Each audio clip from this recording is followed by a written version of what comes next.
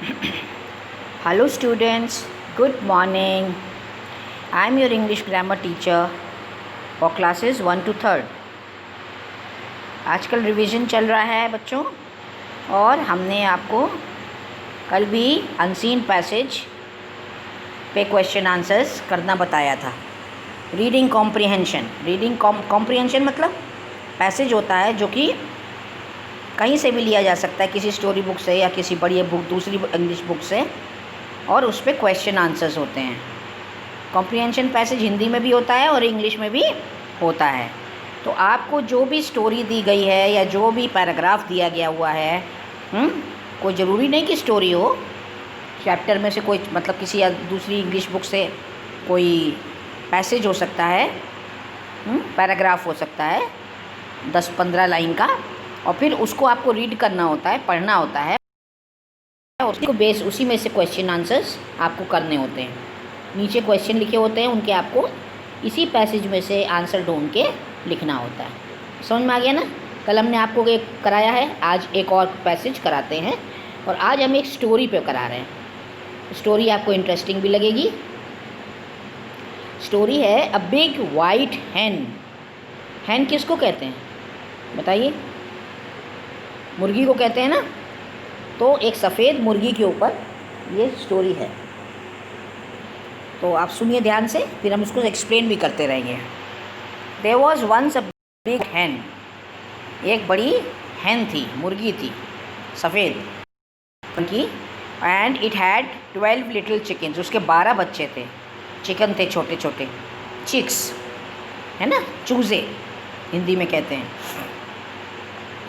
They were very small and the hen took good care of them. वो बहुत छोटे थे क्योंकि अभी अंडे में से निकले थे और बहुत छोटे थे, चलना भी नहीं उनको आता था। तो वो क्या करती थी कि वो उनकी बहुत केयर करती थी। She found food for them and in the day time, मतलब वो दिन में उनके लिए खाना ढूंढ के लाती थी, उनको खिलाती थी। कीड़े मकोड़े होते हैं या दाना होता है, कुछ भी खिलाती है। और at night cap them under her wings, मतलब रात में क्या करती थी, वो अपने पंखों के नीचे उनको सुला लेती थी, जिससे कि वो गर्म बने रहें, ठंडा ना खाएं, ठंड ना लगे उन्हें। One day the old hen took her chickens down to a small brook. एक दिन क्या हुआ, जब थोड़ा वो चलने के काबिल हुए बच्चे, तो मुर्गी उनको एक पास में स्मॉल ब्रुक था। स्मॉल ब्रुक मतलब छोटी सी नदी, कोई बहुत बड़ी नदी नहीं थी। जैसे कहीं स्मॉल ब्रुक जो होता है वो स्ट्रीम कहलाता है, जैसे किसी झरने में से पानी गिर रहा हो और छोटी जगह पे पानी कलेक्ट हो जाता है, तो उसको ब्रुक कहते हैं। वहाँ हरियाली भी होती है। She thought some fresh air and the water will do them good. तो उसने सोचा कि पानी भी पीने को मिल जाएगा वहाँ पे छोटी सी नदी में, और उनको फ्रेश एयर भी बच्चों को मिल जाएगी और चल भी लेंगे। तो वो उनके साथ साथ वो आगे गई और बच्चे उनके पीछे पीछे चलने लगे। उसने कहा कि मेरे पीछे पीछे आओ। तो when they reached the brook she took them to the other side. तो जब वो ब्रुक के पास गई तो उसने दूसरी तरफ देखा कि थोड़ा अच्छा हरियाली है, फूल वूल हैं। तो उसने कहा कि चलो इसको। तो फिर क्या किया उसने, there were grass and flowers. There was a big stone in the brook. एक बड़ा सा पत्थर था नदी में।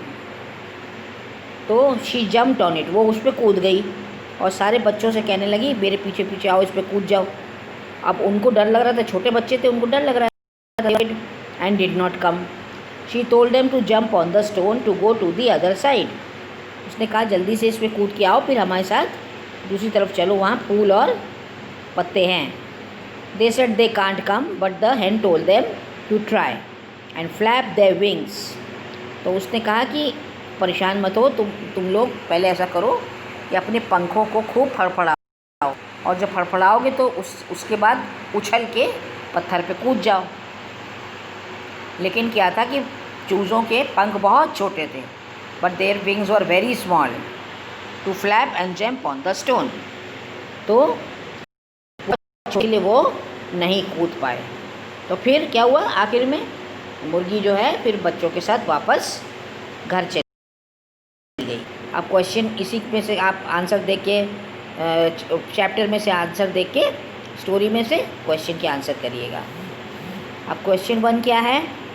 How many chickens does the hen have? मुर्गी के कितने चिकन थे? आप आंसर लिखिएगा। There were 12 chickens. बस इतना ही लिख दो, काफ़ी है।